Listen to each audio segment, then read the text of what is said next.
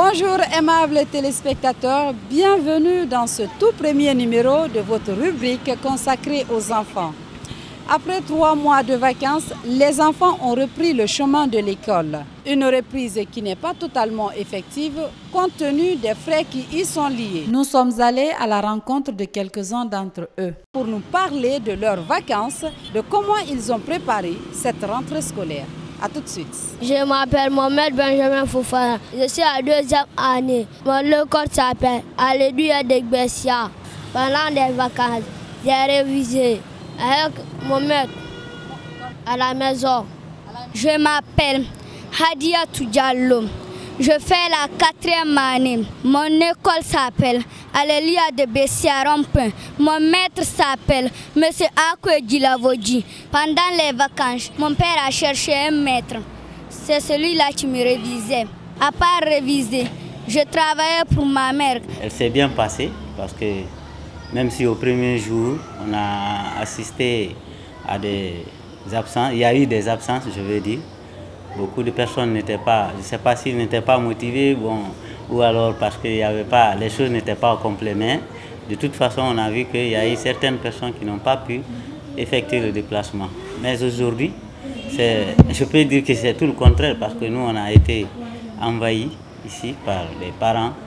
Il y en a qui étaient encore restés, je ne sais pas s'ils hésitaient, bon, comme je l'ai dit tout à l'heure.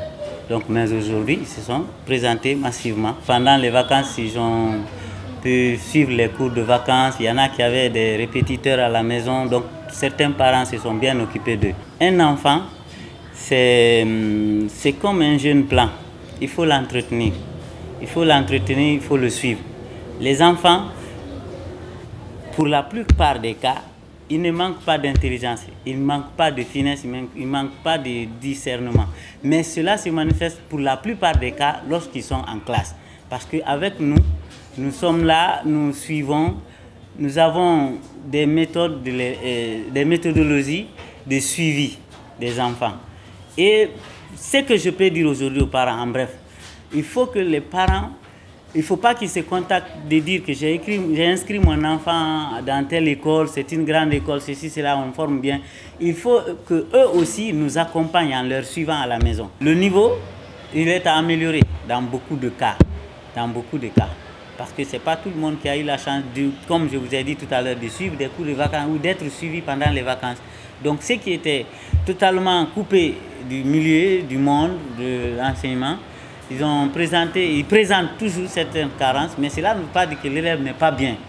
Des fois, le fait de, même vous, bon excusez-moi, même vous, dans la pratique de ce que vous faites, si vous mettez un certain temps, un bon temps, sans le faire, vraiment au retour, ça va vous créer certaines difficultés, mais que vous pourrez relever à la longue. Quand les enfants viennent, on reprend d'abord, c'est une sorte de révision générale.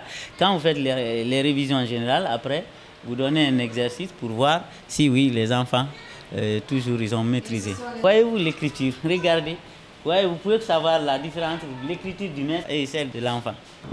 C'est avec ces propos de M. Yehofi Traoré, instituteur de CM1 au groupe scolaire Alléluia de Bessia Rond-Point, que nous formons portes et fenêtres de ce tout premier numéro de Cœur d'enfant.